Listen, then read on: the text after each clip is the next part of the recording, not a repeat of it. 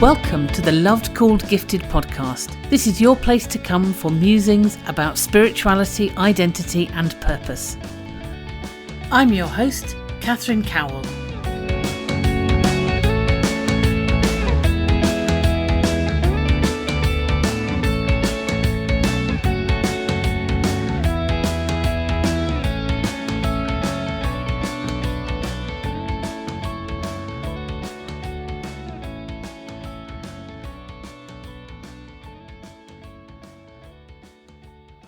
So for this episode of the Loved Called Gifted podcast, I'm really pleased to be joined by Addison, Torrance and Caidyn Bearfield from Ohio. So welcome to you both. Thank you for having us. Thank you for having us here. It's great to have you with us. So I was really intrigued to meet you. We have a mutual friend called Kim, who I chatted to on a podcast recently with Annie Ponder. That was about finding Mama God. But you've met her through work connections, haven't you? Sure. So I met Kim during a State House event for an organization that both Caidyn and I volunteer for called Foster Action Ohio. And that's Alumni of Care, Improving Outcomes Together Now. So on State House Day, we were joined by current and former foster youth, along with experts in advocacy work like Kim, to actually meet with representatives and their staff to discuss issues that are really weighing on us and policy work that we'd like to do related to improving outcomes for current and former foster youth. So I was in a group with both Caidyn and Kim, the Franklin County group, and we got to meet with different representatives, and it was really helpful to have Kim's guidance and mentorship during that process. Yeah, the first time that I became aware of this work was that Kim had shared a video of young people advocating in some of those settings. I'm in the UK, so exactly the ins and outs of the political system where you are, I don't know. So you might need to help us a bit with that. But I was really struck by both the power of alumni of the care system advocating for themselves and sharing their experiences and the eloquence with which they were doing it. And I thought, this is just brilliant. And I know, Caidyn, that you were originally campaigning for there to be an advocate, and then you became that advocate. Do you want to tell us a little bit about that? Yes, so Kim and I both entered the foster youth advocacy space on the same day. Columbus State Community College was hosting Senator Herschel Craig's board to have a hearing of a youth ombudsman in the state of Ohio. Several, but not all, other states already had some sort of youth ombudsman. Ohio did not. I was a part of a program called a Scholar Network, which is by and for former foster youth. They told me I seemed very passionate about helping people, that they know I was afraid of public speaking, but I should consider going to this event because it's a very high impact event. I let them talk me into it because I wanted to be able to put myself aside for something that mattered like that. So Kim helped me write my testimony because she is just so good with the understanding the bureaucratic side of things, understanding what kind of language lands with what kind of people. She's always just been brilliant about that. And we had only just met, and we were both like, well, I don't know if I belong here because of this, this, and this. So we had buddied up. And that was back in like early 2020, late 2019. This whole time, Kim has been a rock for me in the advocacy spaces. Now, she's taken on lots of different roles, and I've taken on lots of different roles. We've always found our way back to each other because she has such a good understanding of systems, and I have that lived experience component. So I've always felt like we were a good team. Yeah, it sounds like it. I'm wondering if you would both be comfortable to share a little bit of your journey that led you into the care space. So I feel like I'm kind of an accidental advocate. Like I kind of found my way here just by chance. As a teenager, I was institutionalized in a for-profit psychiatric facility called Sequel Pomegranate. And in that facility, I witnessed and endured abuse. It was really traumatizing. And for many years after that, I kind of just shut it out of my mind as much as I could and tried to stuff it away and focus on going to college and building a life for myself and just getting by, honestly, until I reached a point that I really couldn't. Like Caidyn was saying, wanting to turn that pain into something better, improving things for other people so that other kids wouldn't have to go through the same thing. And I didn't start off just thinking, wow, I'm just going to start doing advocacy work now. It started just by advocating for myself. I was trying to get my medical records from Sequel Pomegranate and having a really hard time. For many months, I went back and forth with them over emails, just asking for proof of what had happened to me, basically. I just wanted to have that record of what had happened. And the facility had so many excuses as to why they couldn't fulfill my records request. I was feeling exasperated. I was feeling like I was banging my head against the wall. And then I decided, like, okay, I'm going to sit down and figure out how to get past this. So I researched how to, like, file a complaint with the Office for Civil Rights at the Department of Health and Human Services to access your medical records. It was a long and dizzying process, but finally I was getting somewhere with that. And along the way, while I was emailing back and forth with this facility, I noticed that their email signature had changed. The person I was emailing with was the same person, but it was no longer Sequel Pomegranate. It was Torrey Behavioral Health. And this facility had been in the news for years. So it appeared that they were attempting to rebrand to escape some bad PR. And I thought to myself, why isn't this in the news? Why isn't no one talking about how this facility is trying to subtly save face and rebrand? So I reached out to people who were already doing the work. And this is where the story takes a turn and actually becomes like the advocacy work of trying to work on the behalf of others. So I really owe my advocacy journey to people who are already doing this work. Organizations like Disability Rights Ohio, their abuse and neglect team had investigated Pomegranate. A local investigative reporter, Bennett Haberly from Channel 10 TV, had investigated. The Juvenile Justice Coalition of Ohio had spoken out about Pomegranate. And most significantly, there was a former foster youth named Nikki Chen. Nikki Chen passed away a little over a year ago, but she was really a role model for me. She was someone who talked about what was happening at Pomegranate before anyone else. She was the one who went to the local news and got them to start investigating and publish these reports on what was happening at Pomegranate. So connecting with Nikki became the turning point for me, where I really got involved in this space. It was finding people who were already doing such amazing work and finding ways that I could chip in just a little bit and play a small role in holding this facility accountable for their abuses. And then once that facility eventually did shut down, I'm happy to say, looking to where we go from here, right? Because it's not just about shutting down one facility. It's about making sure that kids who are entrusted to out-of-home care are actually safe.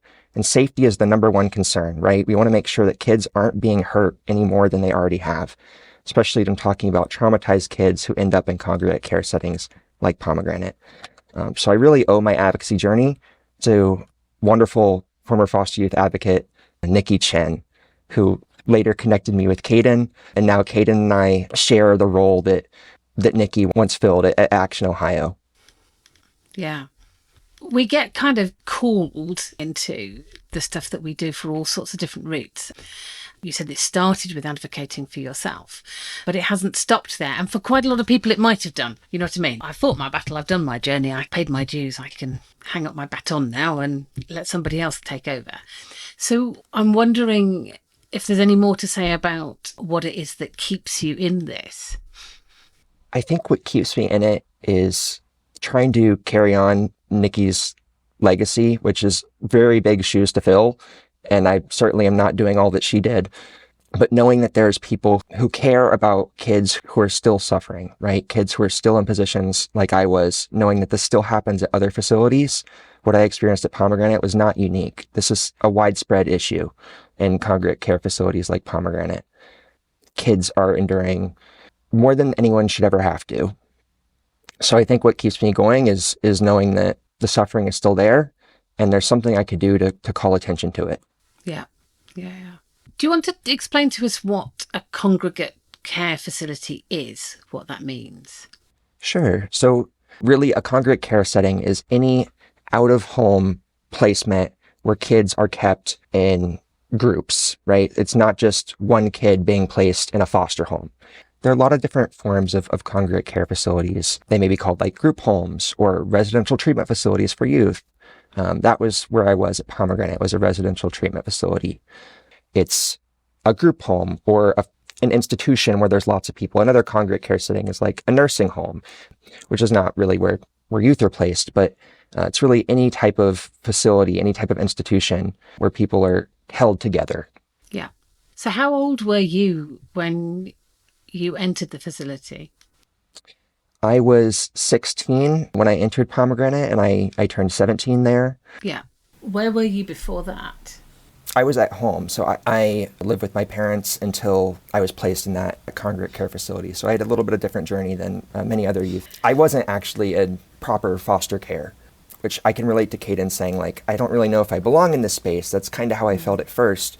But then I've been reassured by advocates like Nikki and Caidyn and Lisa and Kim that if you're doing the work and you care about the community, you're a part of it. Yeah, absolutely.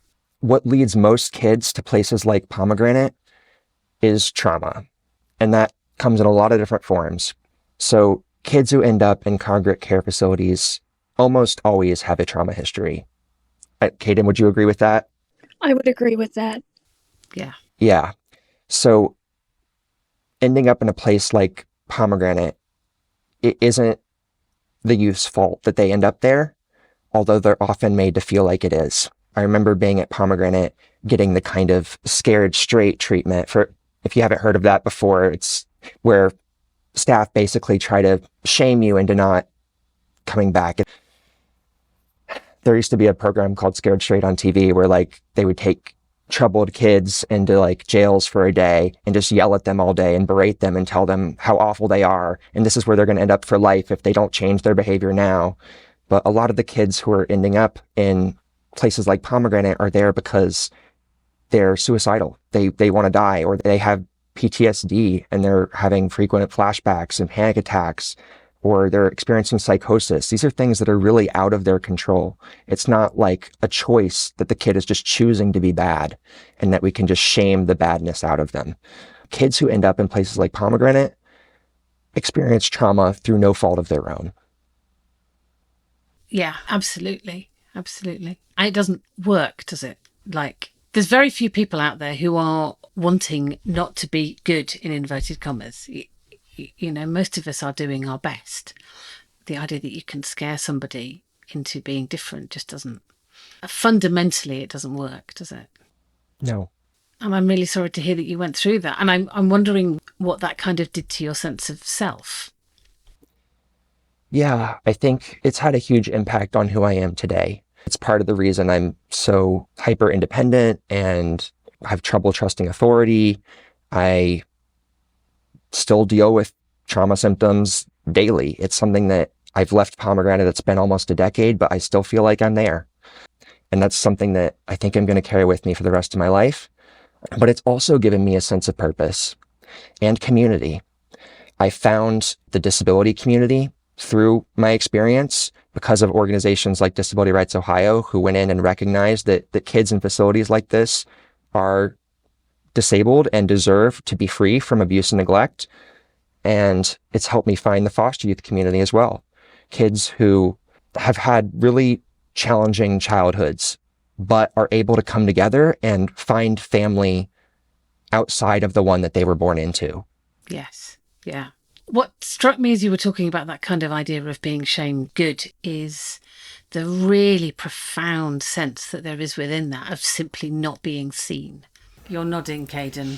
Yeah, I empathize so much with what Addison is saying, and I think that Nikki was really wise and intentional in connecting us to each other and us being the ones to carry on her work when she found out that she would be dying.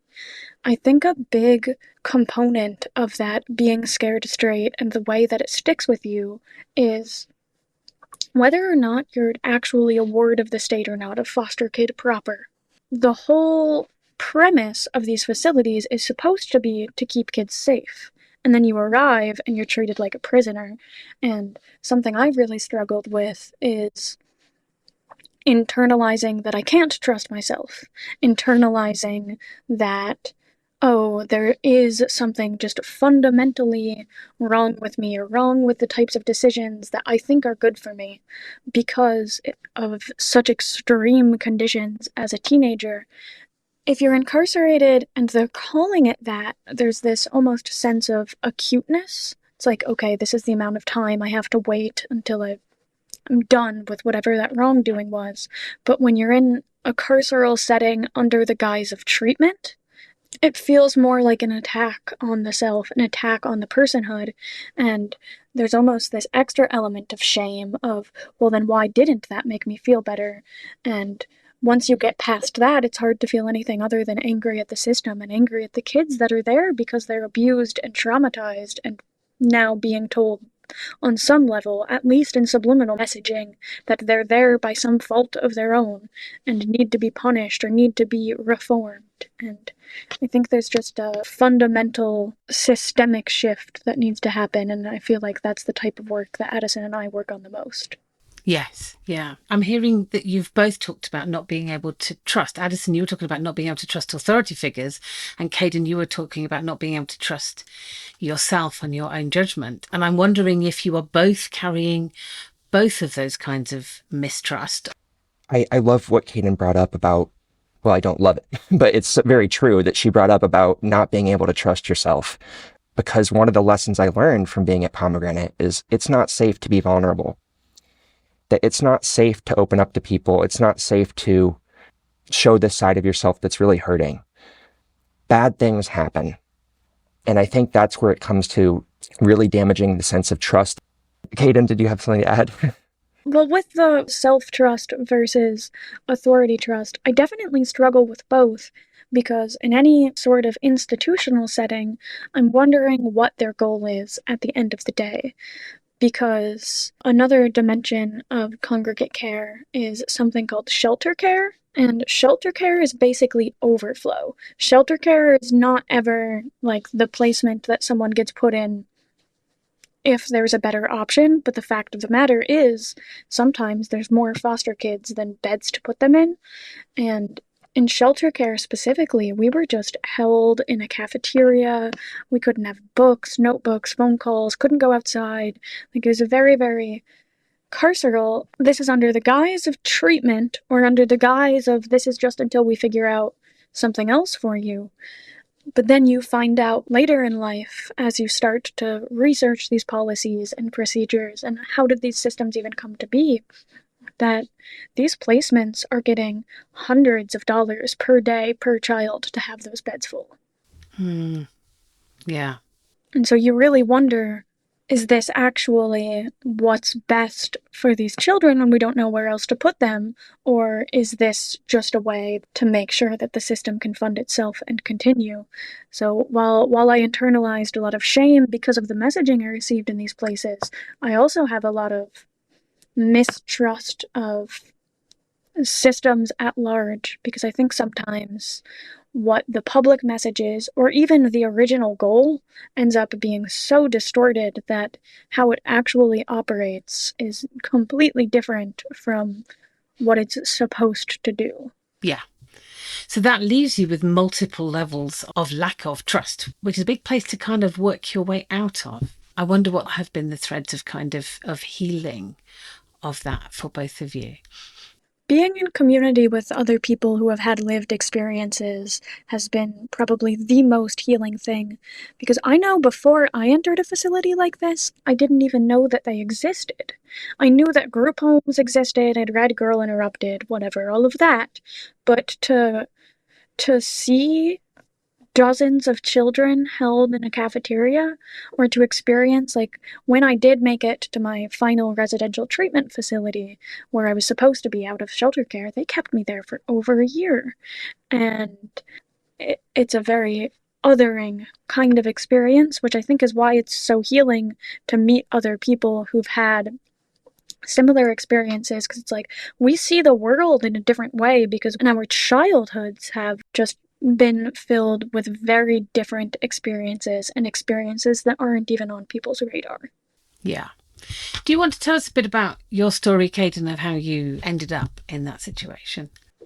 The short of it is, as a result of trauma and suicidal ideation, I was engaging in very dangerous behaviors.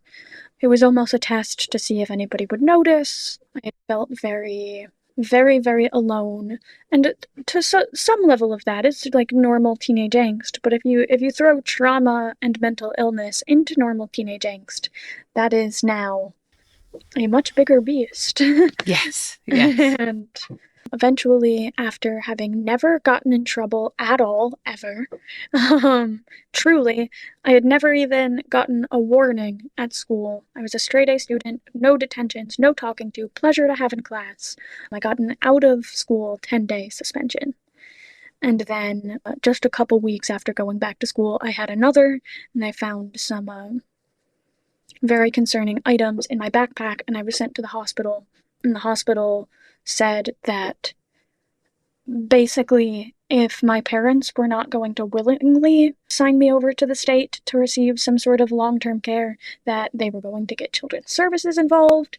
And from my family's perspective, and being 15 when all of this is happening, the details are very fuzzy. I don't know exactly how everything unfolded, but I remember kind of being told, like, you're not going to go home, and my parents being upset about this, but my parents being like, well, what do you want us to do? You're dangerous now, apparently.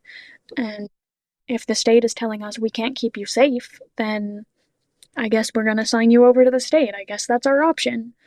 And when I'd already been at the hospital for 2 weeks, they knew they wanted to send me to a specific residential facility, but they weren't going to have a bed for quite some time. And that's how I ended up in shelter care. And I asked, like, can my mom or dad take me there? And they said no. I had to be restrained in an ambulance and taken to shelter care. So I'm like laying flat. I can't move. I'm not allowed to move. I don't even know where I'm being taken. And this is what they do to traumatized children. And then realizing, like, okay, I'm having this experience because I exhibited some level of dangerous and reckless behaviors, but then I'm having this realization as I arrive that some people are here just because they're being abused. Some people are here by even less fault. And that's a very, like, slippery slope language. I don't like the implications of that, but that is how I felt at the time. And it was such a culture shock. I had already felt like my worldview had been shattered because of the trauma I had experienced at home and in my community, and then to see this was a whole new layer of it. And I was in shelter care for about 2 weeks, so I didn't see the sun for about 2 weeks. And eventually I was taken to residential, where I was for a year and 17 days. Which is a really, really long time. I was extremely over-medicated. In residential, at least, I was allowed to have books, make phone calls, have visitors, but it was kind of funny, the messaging. I have a poem about this called Mixed Messages, where it's like, if you're good, you get to transfer over to open campus, where you're not locked in. And it felt like there are all of these kind of loopholes of like, see, look, we're giving you your dignity. Look, you're free. Like, we're not locking you in. Doesn't that feel better? But it's like, an alarm still sounds if I open the door and then I'm chased. Like, I'm not actually locked in. That actually not practical ways to make someone feel like they have autonomy or dignity. And just being there so long and seeing people come and go. I was in the smallest unit, so there were very tight quarters. It was a lot. It was a truly world-changing experience. I didn't get to go to school. They had, like, their own school there, but it was completely subpar. Like, 7th graders and high school seniors, it's like 7th and 12th graders, were all receiving the same schooling. It was just whoever was there got to go to class. So I fell very, very behind. And then when I got out of care, I took a little bit of time to just work and whatnot, but eventually when I decided to go to college and I went to community college, my social worker from the residential facility I was in, and I have no complaints about her, she was an amazing resource that I felt truly cared about me, but she had found the Scholar Network program at Columbus State, which is designed by and for former foster youth. And again, I'm like, but I wasn't ever in a foster home. I was the one that was unfit for the family, because that was the messaging I had received. It was Nikki Chin who was kind of ready to slap me on the nose real gently and be like, stop it. Like, kids don't do those things when their needs are met. And you belong if you want to be here, and it seems like you want to be here. Anybody who is willing and able and wants to do the work should do this work. Yeah. Yeah, it's a really profound statement. Kids don't do these things if their needs are met. And that was really a life-changing thing to be told. And I needed to be told it several times because I'd received years of this messaging that this was my fault. That's still something that creeps back in sometimes. But those behaviors that got me there are never something I would have engaged in if I was okay. Yes, absolutely. Absolutely. I'm wondering if you had any idea when you were in these places how long you were going to be there. They told me when I arrived that it was like a 3-month program, 6 months tops, and then to be there for over double their maximum estimate was really disheartening. By the end, I was allowed to go home on weekends and stuff, but to be removed from any sense of normalcy for that long, I still feel developmentally behind. Because I didn't get to go to high school. Really at all. I didn't have even one full semester of regular high school. I ended up graduating early because I talked them into letting me do online classes while I was in residential, and I was just flying through those because I had nothing else to do. But I really feel like 15, 16 is such a intense age for social development, and then I was just completely taken out of any sense of normalcy for a long time. If you count the hospital and shelter care, and then the year and 17 days of residential, it's like a year and a season of just no normalcy. Yeah. And it sounds like the normalcy was fading quite a bit before that things were becoming really difficult. Yes. But at least I could go to school, even if things weren't normal at home. So for both of you, were there people in those periods of being in care, which sounds like a very bad word for it, actually, people who did show genuine care, who were helpful in the midst of that? I will say there are certainly good staff members at facilities, even bad facilities, that they're there because they care about kids and they want to show up for you.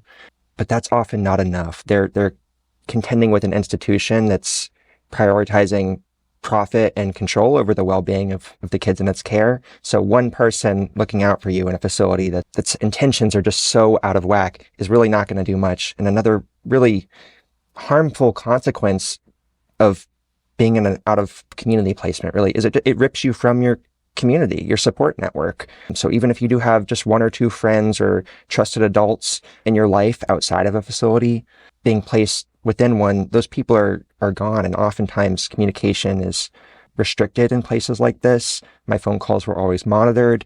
So when I would try to reach out for support, staff members would literally hang up the phone if I started talking about what was happening to me there. So I think there certainly were people who cared about me and sat with me when I cried, but that wasn't enough. I agree with Addison that there are good staff members, and like I said, I was in touch with my social worker, who was also my family clinician, and then my personal clinicians, like therapist. I chose to be in touch with her till I was 24 years old. I would still be in touch with her if I could be. And there are really good people that are there because they care, but there are also people who are not. And what is a good therapist supposed to do if the psychiatrist insists on over-medicating? The therapist then can't even advocate for you because then they're speaking out against the facility, and it seems then, I don't know, like I've manipulated them or like they're not trusting their colleagues or something like this. So it becomes this kind of catch-22 of there are people who care and who want to help, but at least so long as you're still in that facility, the weight of being institutionalized can't really be lifted by a handful of people who do care.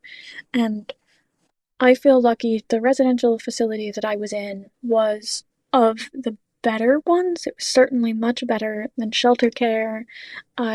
Sometimes I would witness restraints and things like that, but it wasn't violent like the way it was violent in shelter care and like the way it's violent in Pomegranate. But there's just something about being institutionalized that is kind of an unliftable weight. Yeah. Yeah. It is violence in itself, isn't it? It's emotional violence to be told that you can't be safe. And I understand how people who are self-harming or using drugs every single chance they get, that they need some sort of intervention. And it's hard to imagine what a more dignified intervention would be, because sometimes people, and I will admit that at the beginning, I was determined to not see tomorrow. But it got to a point where that was no longer my MO, and I had deteriorated the trust so badly in those first couple months that 6 months of good behavior was not enough to convince them that I was on the trajectory of wanting to be better, and just being so profoundly untrusted by every single person in your life is something you would carry with you. Yeah. So I'm hearing that for both of you, there was quite a profound loss of self in the midst of all of this. And I'm wondering what is helping you to kind of come back to yourselves. I want to go back to something that Caidyn said that really resonates with me, and that's community, right? It's finding people who share your lived experience and finding family in that community. I think that is how you build back to who you want to be, or who you once were. Another part of it is finding purpose. It's finding a reason to keep going. And maybe that's making sure that stuff like this doesn't happen to other kids again. So finding community and finding purpose have really helped me feel a sense of direction in life where I really didn't feel that way when I was younger. Yeah. Yeah. If you think about the moments when you thought, actually, I'm beginning to find community, or there is something safe here, I'm wondering if you both have kind of first moments of seeing that, of experiencing that, whether you can share something about that for us. For me, it would be Scholar Network. I was bound and determined to convince them that I did not belong, that I was bad, that I was too socially anxious to participate in a club like this, that I wasn't even in real foster care. And I really have to give it up to Nikki and Katrina, the program coordinator, Chloe, Juliana, all of these other people who were around during that time, who kind of gently insisted, like, you're not just gonna hide through your whole college experience.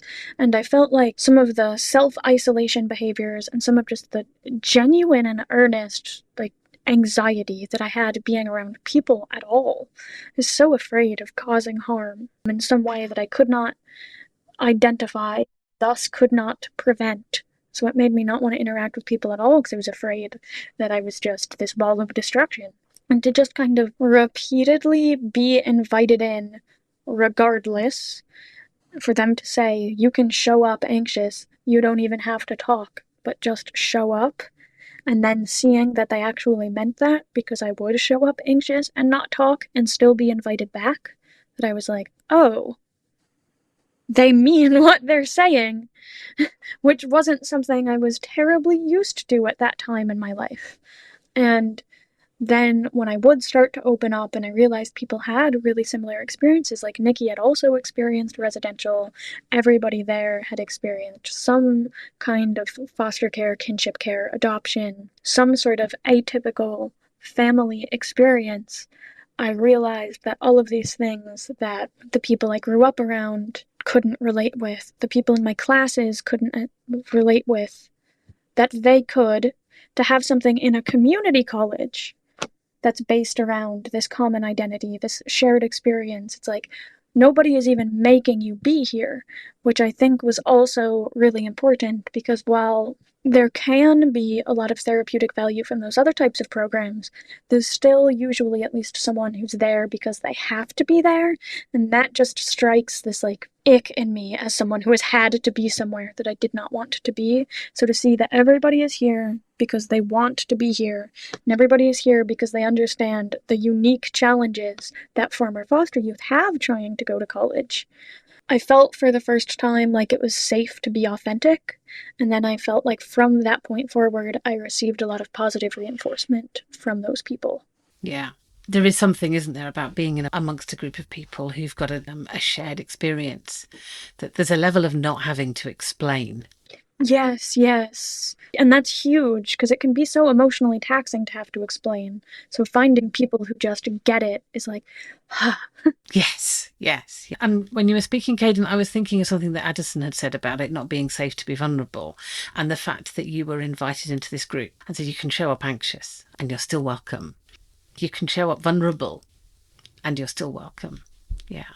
Do you have anything to add to what Caidyn was saying, Addison? Just that I 100% relate to it. Finding a community that's voluntary, that's consensual, that's you're showing up because you want to be there, you're showing up because you want to show up for each other, and you're able to show up as you are is really something that's a breath of fresh air and a huge weight off your chest when you've been through a coercive experience where you're kind of forced into a community of people that does not want to be there. It really is night and day. These experiences really can't be compared. And also, I just so relate to needing to be disabused of the idea that I don't belong. I've had to have frequent reminders, first from Nikki and now from Caidyn. And it's still, something that I really appreciate about Caidyn, that she'll stop me and say, like, no, you have a right to be here. And I really appreciate it, like, from the bottom of my heart, because you need that when you've been through something where you don't really feel like you deserve to take up space or show up somewhere, to be told that you belong, that, like, you can be a part of this group of supportive, caring people that just wants to be there for each other. It really means the world. Yeah, absolutely. Absolutely. Caidyn, I'm thinking about just who you are and what you're passionate about and what fires you up.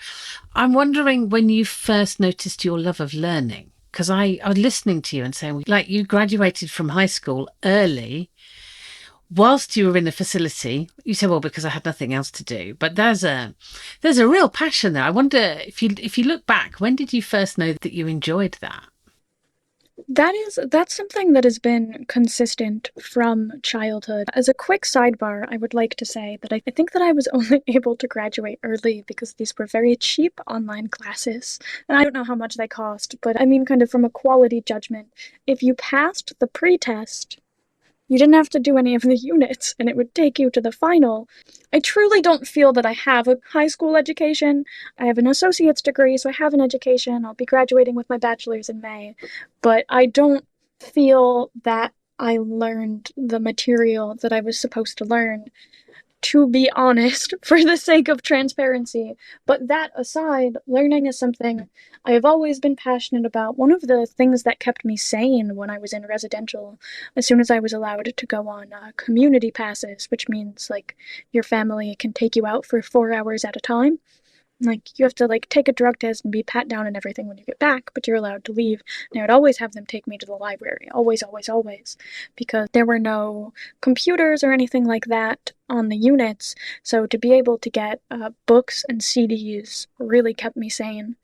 And reading and writing is just something that I've done because I like it my whole life. And that's something that, regardless of what else is going on, has stayed true. That's just who I am. Yeah. So what section of the library did you head for? I read a lot of memoirs while I was in there because I wanted to know about what other types of strange experiences people had had, and I found a lot of solace in just hearing about other people's atypical lives or interesting, crazy, wild lives. It was very comforting to see, like, one, that you can do something with that story, and two, that you don't have to have been normal to make it out alive.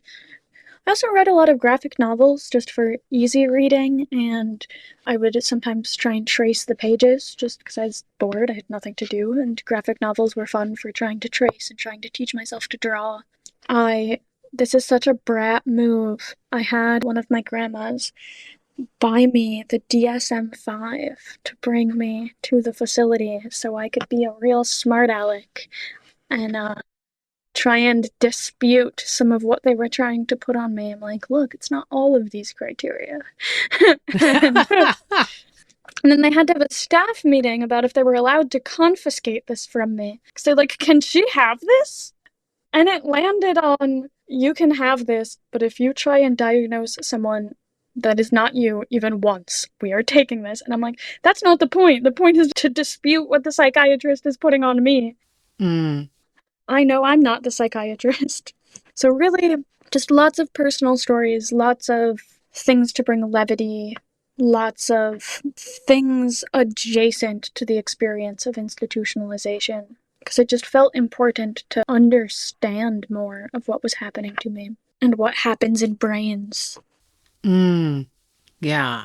So what is your degree in?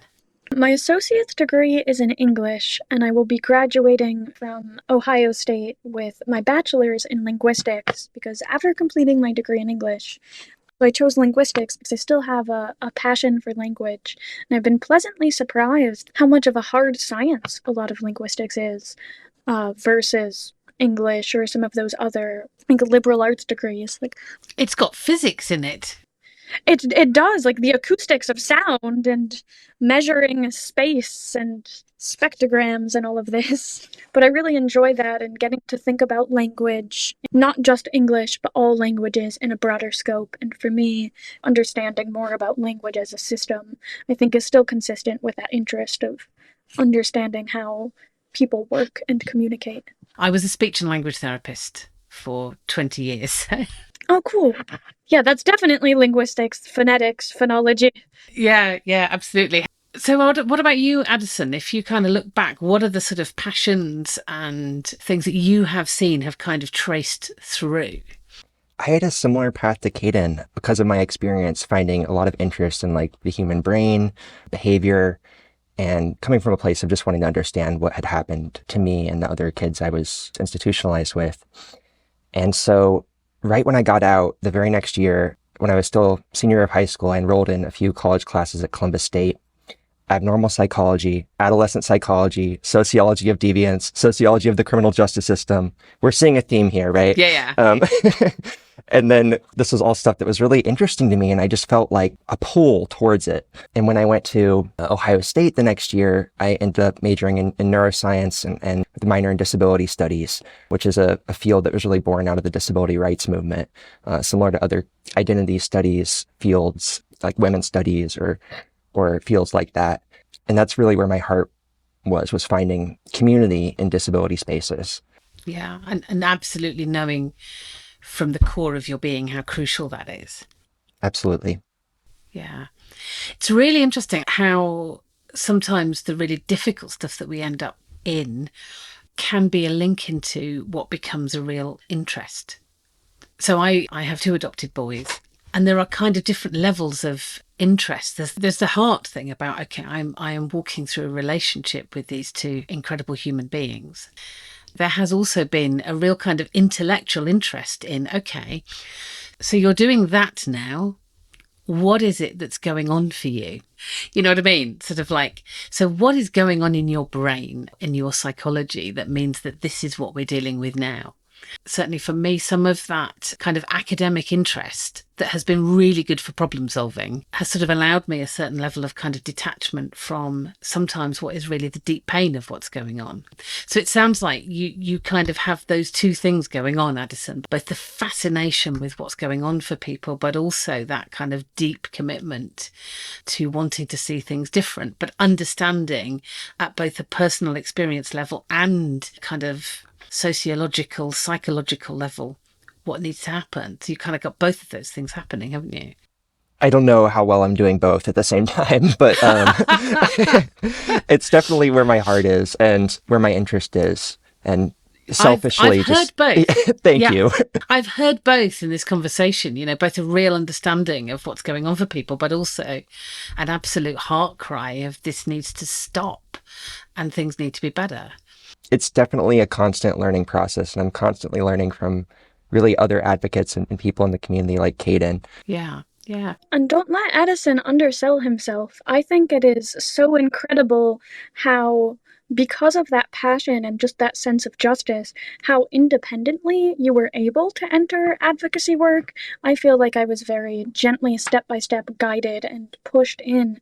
But Addison, from his own sense of injustice and wanting justice and not wanting other kids to go through what he went through, he figured out from just like research from the ground up how to start doing some of this legislative advocacy stuff and some of this like calling out institutions and licensing, some of that nitty-gritty detail I still don't understand. So I think we're always both learning from each other, and I've always been so impressed. Addison's like DIY entry into this space is truly indicative of passion and commitment and like doing what it takes to figure out how to get done what needs done.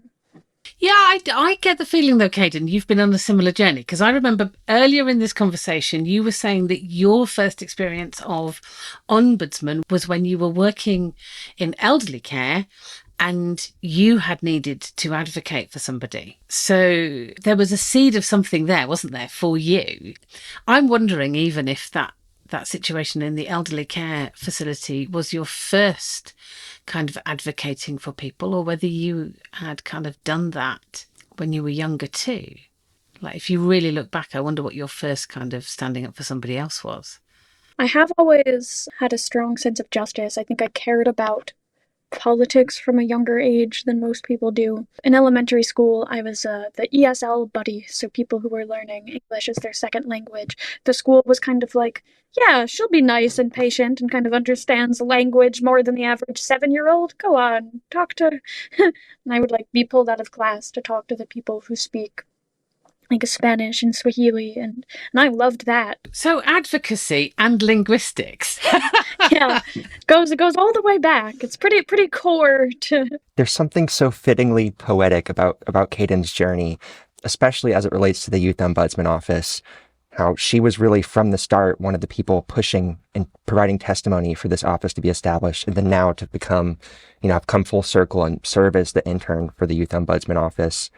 And Caidyn, I definitely see that DIY from you too. As we were talking about education and how you really received a substandard education when you were institutionalized, but you did it yourself. You went on and continued reading and teaching yourself and learning just through a love of learning. And I'm quite amused that one of your comments, Caidyn, was that you didn't think that it was a very good standard of education that you were receiving. These were very cheap classes I was flying my way through. There's even an analysis of the level of the quality of education. It wasn't just you were not just kind of scraping by. You were analysing the quality of the education programme. Well, because I thought it was so ridiculous to be grouping together 13-year-olds and 17-year-olds and giving them the same schooling. So after I had complained about this enough, they let me do online schooling. And I was still only allowed to access it during that 3-hour block because there's no computers on the unit or anything.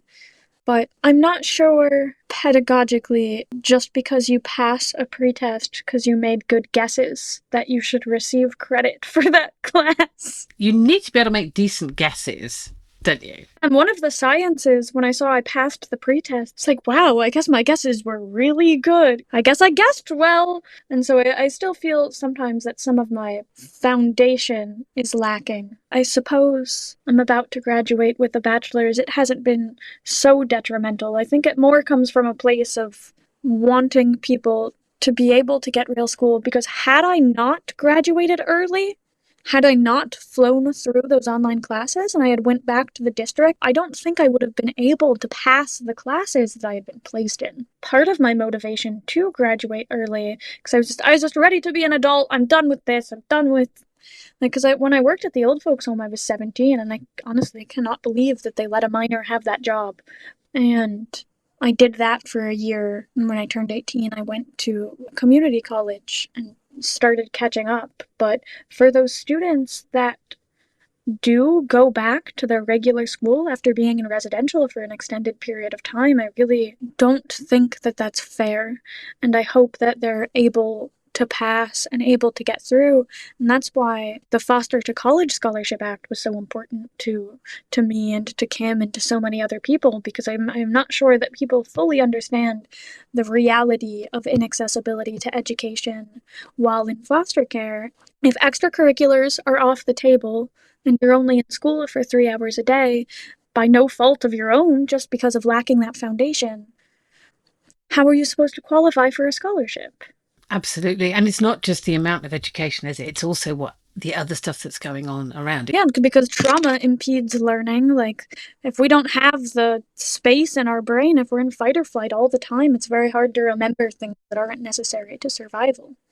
Yes, and there's not of much of what you're learning in education that is necessary to survival. I wonder if there are things that you would say have grown in you both through your difficult experiences that actually are now strengths. I think knowing to look for injustice when analyzing any problem, I feel like I zoom out a little bit more than the average person, and that these experiences taught me to do that. I don't necessarily think any of the direct trauma made me stronger, made me a better person, but I do think it equipped me with a different way to look at things and a way to zoom out and say, okay, what's the full picture here? How do we even end up in a situation like this? Yeah, yeah, yeah. And I totally hear that trauma doesn't make you better. I absolutely hear that. But yes, do you have an example of where you've noticed you sort of seeing a broader scope?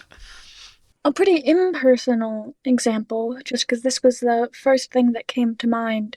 Kind of when people talk about like unhoused people and people living on the streets and like, oh, they're drug addicts or something. Their behaviors are causing this.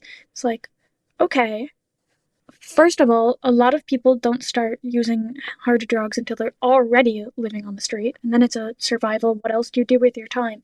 But things like something that really resonates with me is if an unhoused person loses their ID, they have no address, they have no way to keep documents dry. It is now 50 times harder to do absolutely anything to get yourself out of that situation. And I think a lot about how these things compound on each other. It's not as simple as walk in and get a job if you don't have clean clothes, if you don't have an address, if you can't pay the phone bill to answer the phone when they call you back. So it's like just this big scope of so many problems. I think we try to tackle even like well-meaning people in the wrong ways because we're not considering all of the variables that are going into a situation like this. Yeah, yeah. So you've got a much more nuanced, complex view of what's going on and an ability to see the different elements of that than you might otherwise have had. What about you, Addison? I really love what Caidyn said about zooming out, and I'm not sure I could say it. Well, I know I can't say it any better. That was really beautifully put. I think too often we default to looking for individual solutions to social problems. And that's where what Caidyn said about really zooming out and looking at the system level problems that are leading to, let's say, a kid being suicidal. Like, where is this trauma coming from? Is it because this kid is broken and needs this individual fix? No, right? There's a problem in the family, in the community, right? In a structure, in a economy, frankly, that prioritizes profit over the well-being of kids. I firmly believe that facilities that are making a profit off the confinement of anyone just simply should not exist. That includes for-profit prisons, for-profit nursing homes, right? For-profit youth residential treatment facilities. The priority is profit. So really taking a look out and seeing like, where is the problem? Where do we locate the problem of, trauma in kids? And we could often see that it's not within the bodies of the kids themselves. It's within these system factors, things like poverty or racism or things that are really outside of this individual's control. Yeah. So the gift that you are able to bring actually is the gift that you both needed, which is the ability to see and an awareness that people need to be seen in all of the complexity. And people need to be seen as people. It really does go back to that. Like, people don't choose to be in these situations. They need loved and supported and validated through these situations and understood the scope. And so often, I love what Addison said about lots of times there's a fixation on an individual solution to a systemic problem. And I want to love every individual that's experiencing this, but addressing it at that level is not meaningfully addressing it. It's not even preventing that person from experiencing it again later. Yeah. It's so much easier, though, isn't it, to identify the problem as being with this person. It lets everybody else off the hook, doesn't it? Yeah, it really is an unfair default. Yeah. I'm wondering if either of you have anything else that you feel it would be good to say at this point. I suppose I didn't talk about having this internship. I don't need to get too much into it, but the short of it is back in 2020, I started testifying in favor of there being a youth ombudsman in the state of Ohio. In 2022, the bill passed. I got to go to the gala with Nikki, with Kim, and that was really nice. And then when I saw in 2025 that they were hiring an intern, I applied and I received the position, and it feels on a larger level now, a type of full circle satisfaction that I still sucks that I had to experience what I experienced, but I feel really grateful to be able to be doing this work at this level. Since it's something I'm going to have to live with forever regardless, I'm just so grateful that I get to be doing this work on this level, and I'm trusted to do this kind of work. Yeah. Yes, which is such a piece of redemption of that sense of not being trusted. Yeah, I can't trust myself, nobody trusts me. Actually, now I am trusted. That is really beautiful. To get to this part of that story is fantastic.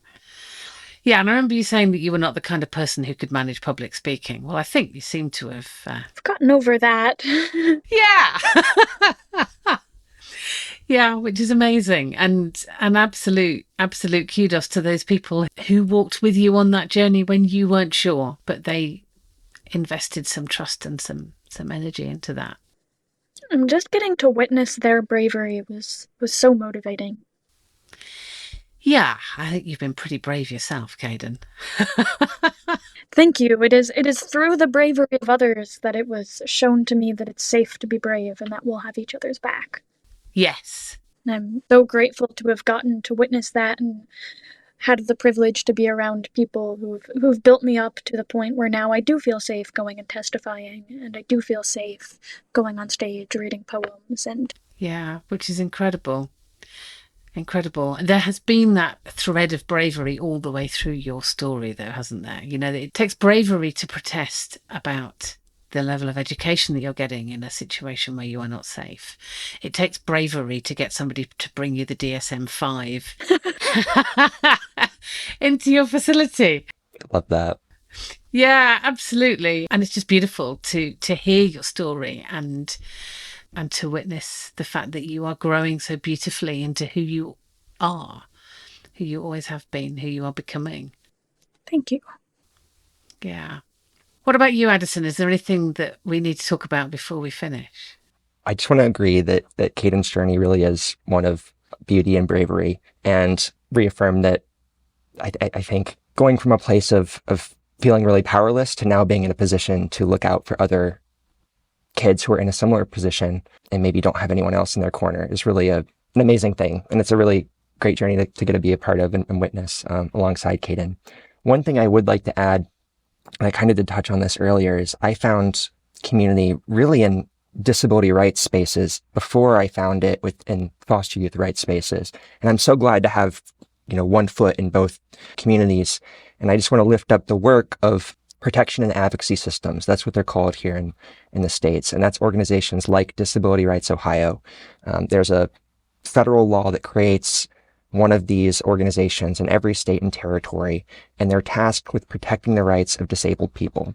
That includes the right fundamentally to be free from abuse and neglect. It also includes things like voting rights, access to education, the list goes on. But the importance of P&As, protection and advocacy systems like Disability Rights Ohio, is that they're granted federal access authority to be able to go into institutions wherever disabled people are and have access to medical records, be able to conduct investigations into abuse and neglect and other rights violations. And that way they really have a power that's unique and important, looking out for people who are in the most isolated settings. So I now serve on a council that advises Disability Rights Ohio on the issues that affect people receiving mental health services in our state. And receiving mental health services includes being confined in youth residential treatment facilities like Sequel Pomegranate. So I just want to lift up the work of protection and advocacy systems, disability rights organizations that are really doing a lot of behind the scenes work to make sure that people who are institutionalized or people out in the community, their rights are not being violated, including, most importantly, in my opinion, the right to be free from harm, free from abuse and neglect. Yeah, yeah. So did you get involved in those spaces through being part of those spaces yourself? I've always felt like a closeness to the disability community growing up with disabled family members. And then in high school, my friends really being in the special education classroom. Our school's self-contained special ed unit. But beyond that, how I found the disability rights space is because Disability Rights Ohio conducted an investigation of Sequel Pomegranate. And it was at a time when I was finally finding my voice and willingness to speak out after so long, just kind of keeping this to myself. So I was speaking out when they were speaking out, and we connected, and they really brought me in and were like, how can we lift up the work that you and other amazing advocates like Nikki Chen are already doing to, meet with the state, to pressure the people who are in charge of licensing these facilities to really take action against this particularly egregious facility, but also to put other safeguards in place so that Ohio's congregate care system at large will have more protections than it currently does. And that's an ongoing work in process. But that's how I found the disability rights community, is because of my experience at Pomegranate. Yeah. Yeah. Again, it's interesting how these kind of threads come through. So it sounds like the disability world was something that you already were passionate about before any of this happened. Mm-hmm. And I can hear from both of you, actually, that ability to kind of look broadly across systems, across groups, across kind of circumstances, and sort of there's a real sort of ability to sort of look and think and interrogate sort of situations for people, which is a brilliant thing to be able to do in all of the stuff that you're doing. So that's fantastic. It's been an absolute honour to share this conversation with you both. So thank you very, very much for your time. Thank you for having us and seeing the value in what we do. I really appreciate that. I felt really very inspired by both of you, and it's just been a delight. So thank you so much. Thank you, Catherine. Hope you enjoyed this episode of the Loved Called Gifted podcast. If you'd like to get in touch, you can email lovedcalledgifted@gmail.com. You can find a transcript of this podcast at lovedcalledgifted.com, and that's also the place to go if you're interested in the Loved Called Gifted course, or if you'd like to find out about spiritual direction or coaching. Thank you for listening.